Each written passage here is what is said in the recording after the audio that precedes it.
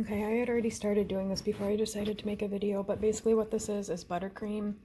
My recipe is 1 part butter to 2 parts powdered sugar, maybe a teaspoon of vanilla, and maybe a tablespoon of boiling water.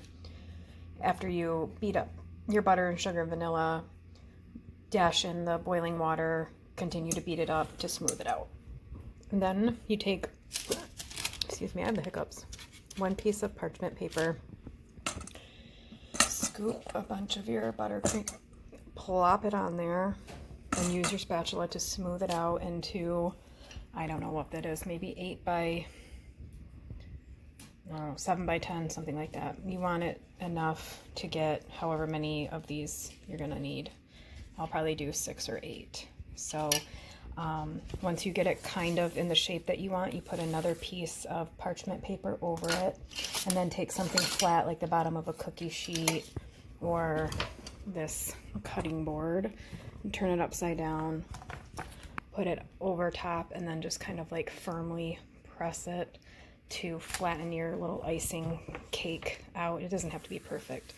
And then once you have it nice and flat, put it back on your flat thing and put this in the freezer for probably, I'm going to leave it in there at least an hour. You want this sheet of buttercream pretty firm and frozen. So when it's nice and frozen, you just put your shape in there, you press it straight down, and then you're going to just gently work it. When it's out, you're going to take it over to that piece of parchment paper that you already took off and flip it over. You don't want to use the side that had been already touching the icing. Use the clean side. And then you just gently work it out. As the icing is pulled out of the freezer, it's going to start softening and thawing pretty quickly. So if you have to put it back in the freezer after you do, 2 or 3 of these, or 4 or 5, whatever, just put it back in the freezer. But you're going to just gently work it out of your little cutter. And then you just repeat until you get all your shapes cut. And then I'll show you what's next.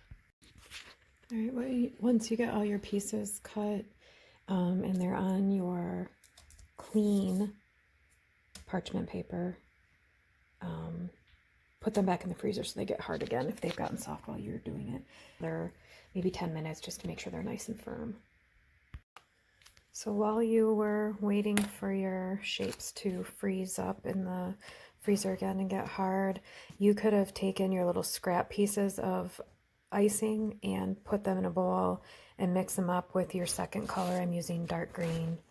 And then you just have your cone inside and a washer, no tip. So again, just kind of squeeze it out in the middle. Move your tip around as you go. Just spread it out a little bit. And I think that should be good. Let's see if it's going to cover all of our next one.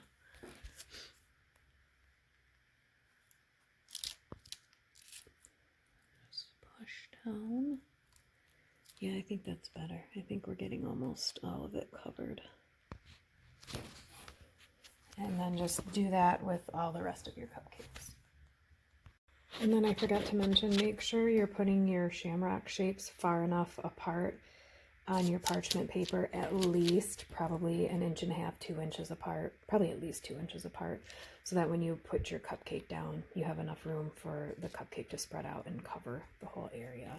And then once you have them all, you're going to put it back in the freezer for about another hour. All right, and after they're good and frozen, you just want to peel them off. And you have a cute little cupcake. So nice. So yeah, cute little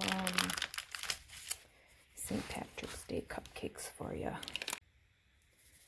Alright, so just add a few more sprinkles, and then you just take your cupcake and you roll it along and kind of push the sprinkles into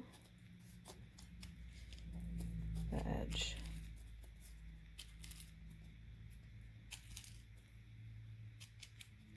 And then there you go. Cute.